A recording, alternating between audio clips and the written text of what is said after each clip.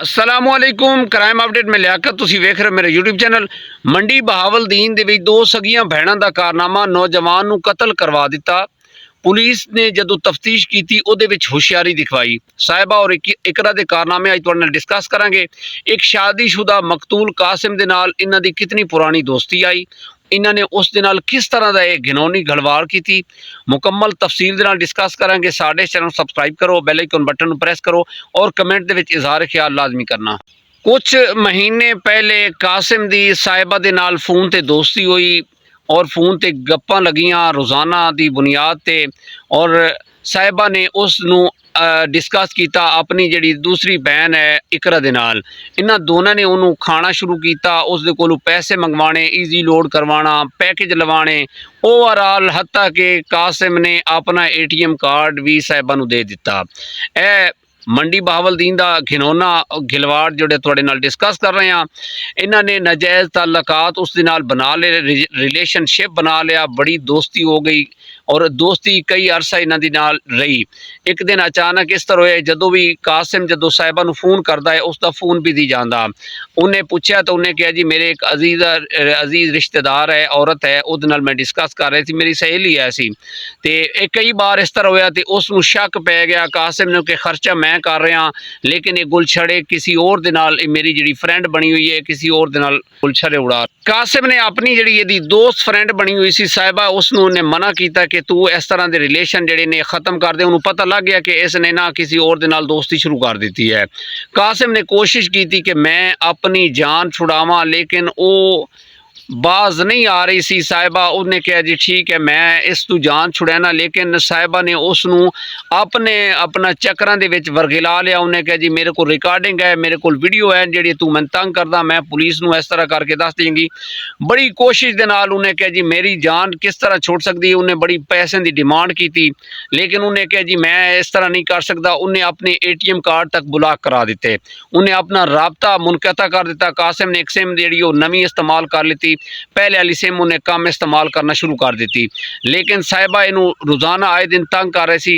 इस तरह होया कि उस साहिबा ने एक चाल बनाई। कासिम ने जान छुड़ाने की बड़ी कोशिश की थी, लेकिन साहिबा दे नाल जिहड़े दो लिफंटर जिन्हां दे ताल्लुकात है सन, साहिबा और उसकी हमशीरा जिहड़ी है सी इकरा, उन्होंने अपने दोस्तों को कहा जी इस दे नाल इसनूं मज़ा चखाना, इसने साड़ी डिमांड पूरी नहीं की। उन्होंने अपने जिहड़े दोस्त हैं उन्होंने सही पॉलिश किया, उन्होंने ये गल नहीं दसी कि साडे नाल ओवरऑल जिहड़ी ना उन्होंने पर्दा पाया। उन्होंने कहा जी इसनूं सबक सिखावना, ये सानूं तंग करदा है। इस तरह करके ना उन्होंने एक बड़ी चाल चली।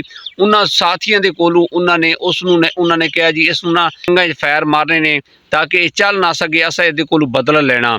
ये इस तरह करके उन्होंने बड़ा वरगिला के जनाब उसनूं हत्ता कि आके उन्होंने साथियों ने जनाब उसनूं एक जगह पर बुलाया, उत्थे उन्होंने फायर किए लत्तां दे विच, वो बड़ा शदीद जख्मी होया। पिछले अपना 2026 जनवरी के स्टार्ट दे विच भी इस तरह होया सी कि उन्होंने फायर करके वो चले गए। बाद दे विच उसके घर वाले ने 15 ते कॉल की, वो बेचारे नूं जदों हॉस्पिटल शिफ्ट किया गया वो उत्थे दम तोड़ गया।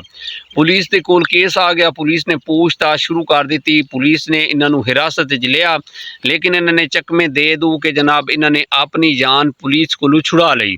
इन्होंने जनाब पुलिस नूं पता नहीं किस तरह मुतमैन किया, और मुतमैन करन तो बाद जनाब इन्हां दी जदों जान छुट्टी, ये बिल्कुल मुतमैन हो गई दोनों भैणां कि असी हुण बिल्कुल बिला झिझक जिहड़ा ना असी अपनी जिंदगी गुजारांगी।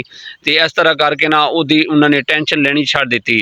पुलिस ने अपना जिहड़ा केस है ये वाइंड अप करके SHO साहब ने CIA दे हैंड ओवर कर दिता, और CIA इस जिहड़ा केस है सी इस कासिम दी कतल दा उन्होंने इन्वेस्टिगेशन शुरू कर दी दोबारा शुरू तो।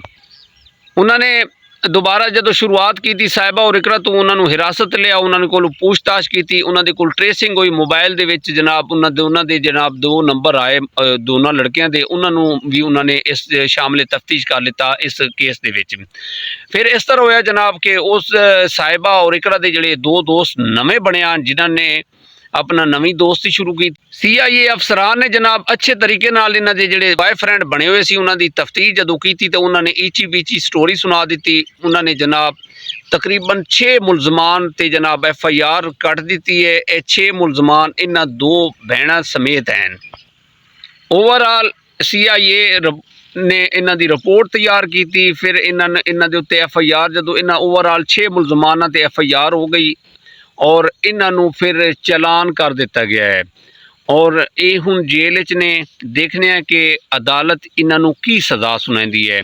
ਇੱਕ ਕਤਲ ਕੀਤਾ ਹੈ, ਇਹਨਾਂ ਨੂੰ ਅਦਾਲਤ ਕੀ ਸਜ਼ਾ ਸੁਣਾਉਂਦੀ ਹੈ। ਇਹਨਾਂ ਨੇ ਜੋ ਹਰਕਤ ਕੀਤੀ ਹੈ, ਅਗਰ ਇਹਨਾਂ ਨੇ ਇਸ ਤਰ੍ਹਾਂ ਦੇ ਘਟੀਆਪਨ ਕਰਨਾ ਸੀ, ਜਿਸ ਤਰ੍ਹਾਂ ਸਾਹਿਬਾ ਔਰ ਇਕਰਾ ਨੇ ਕਾਸਿਮ ਨੂੰ ਆਪਣੇ ਜਾਲ 'ਚ ਫਸਾਇਆ, ਉਸ ਨੂੰ ਖਾਂਦੀਆਂ ਰਹੀਆਂ ਨੇ, ਉਹਦੇ ਕੋਲੋਂ ਪੈਸੇ ਬਟੋਰਦੀਆਂ ਨਹੀਂ ਨੇ।